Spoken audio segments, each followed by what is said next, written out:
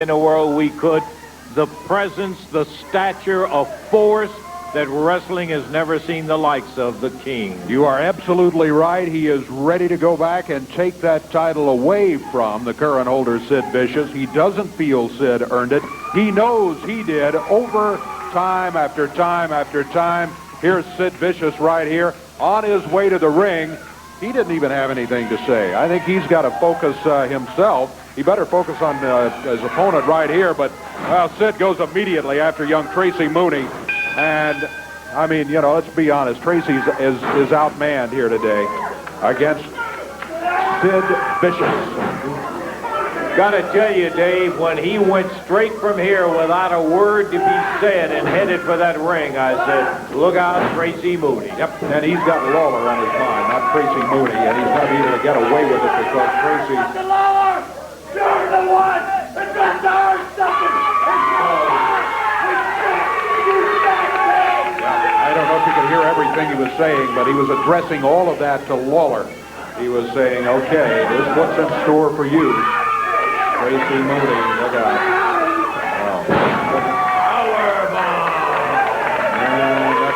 That devastating power bomb that Sid uses. He just puts both hands on his chest. Count is 3 and it's all over.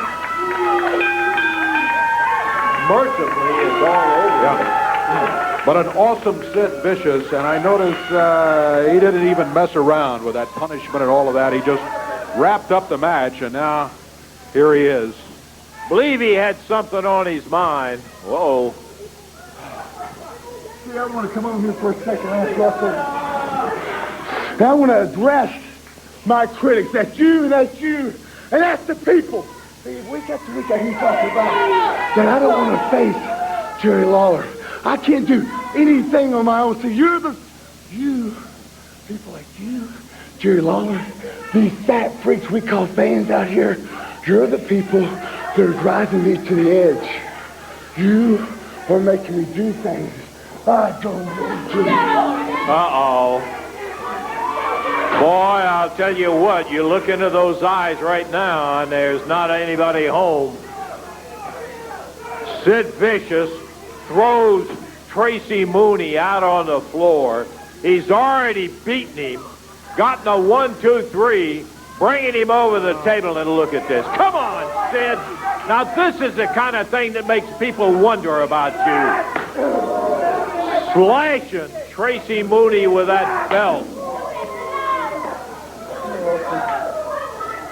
Okay, see, heard what you said, Jerry Lawler. See, you said that I came up from behind you. I didn't earn this heavyweight world championship. I want you to know, just in case you don't, this right here means everything in the world to me. Why? Because I took it from you. Yeah, I took it maybe the easy way, but I said to you, Lawler, on that day, you weren't up to the mark. You weren't able to answer. You weren't able to come back.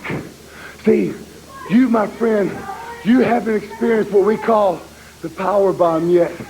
And I'm going to promise you something, Lawler. You're talking about history. You're talking about respect. You're talking about earn something. Well, see, all this I've done now, for weeks in and weeks out, is for a reason. That was to force you fat pig, into a corner. To the point you finally had to answer me. You had to make a showing for yourself. I have pushed you to exactly what I wanted you to do. Now, see, you talking about history. The thing about history, we'll learn something about you, Lawler, that's what you are. You are history. And the respect we'll all only know around here from now on is me. You and everybody will respect me. Sid Vicious, the man that rules the world. Sid Vicious. Well, I'll tell you one thing. I don't know about you folks, but he scares me. I'll tell you one person, huh? Well, yeah, he scares me too.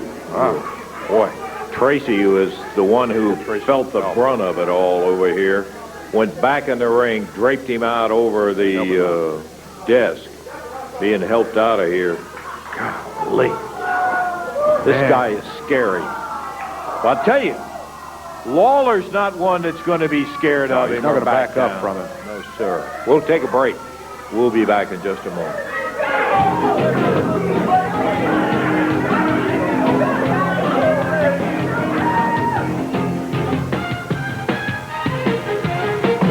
Okay, we're back on USWA Championship Wrestling, ready to go. One fall, 10 minutes in time for our next bout here today on USWA Wrestling. Making his way to the ring area, 270 pounds from Fantasy Island. Here is the new Spellbinder.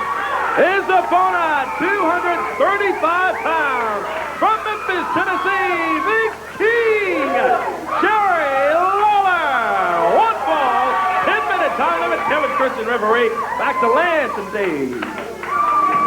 Well, you got the legend in there, the King, Jerry Lawler, going against the very tough Spellbinder. The Spellbinder has been rugged. Think back to matches against folks like Jeff Gaylord, the Missouri Tiger, and this guy is a force to be reckoned with.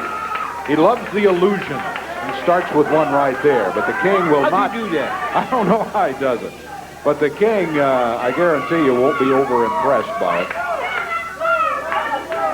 Jerry's got his mind set right on it, too. Take a look at those eyes. He hasn't taken it off for 1 second. He usually takes the time to acknowledge some of the crowd that are in here hollering for him, and he has got all of that to the side as he is going against, and this is a very good match for him. He's going against a very strong opponent. You know, I was just thinking that Sid Vicious had an opponent that really, not to take anything away from Tracy Mooney, but as far as size and experience goes, Sid could almost look past him to this upcoming match that he's got for the title. Lawler doesn't have that luxury. He can't look past the Spellbinder or he'll find himself in trouble here. He went into the corner and peeled the Spellbinder right straight out in the middle of the ring. And, of course, the Spellbinder is saying ice and all of that. Oh, worn-out line as the Spellbinder looking over at a determined ex-champion who wants to be champion again in the worst way. You can feel whenever you talk to Jerry about it, that burning desire. His life is just not complete without that belt around his waist. Spellbinder staggered by the boot, goes to the corner. Lawler's not there. He's out of the way. But Lawler again in the position. Again, he said, trouble. Sid Vicious is out here, belt around his waist, yelling something at Lawler. And distracting. Look at that. And from behind, Spellbinder has nailed Lawler. We were just talking about Lawler having to take Spellbinder seriously. And here's Sid Vicious out here. Getting Lawler distracted to where the Spellbinder can rip him from behind. Something he had not been able to do up to that point in the front. Spinning back kick, and Vicious would love it to see Lawler hammer it into a pulpin here by the Spellbinder catching him from behind, so that when the title day comes up, Lawler's not going to be 100%. That's the way Vicious won the belt, and there's no doubt he would love to see that happen here just days before the title match.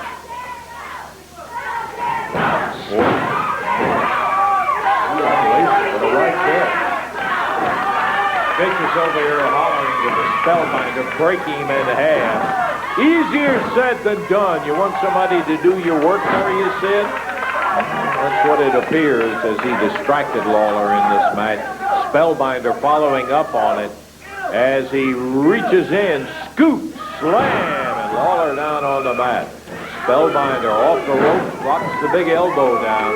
And this Spellbinder is an impressive physical specimen himself. He is, and he's getting coaching from the sidelines from that man you just saw, Sid Vicious. And apparently he's a pretty good student because he's going back to work on Lawler. Into the ropes and a whip. Lawler off. back club. And Jerry down in the middle of the ring again. Referee Kevin Christian check. Oh, look at here.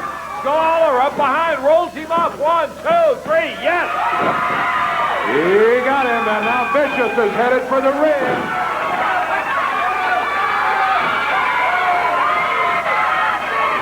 Lawler, hands raised.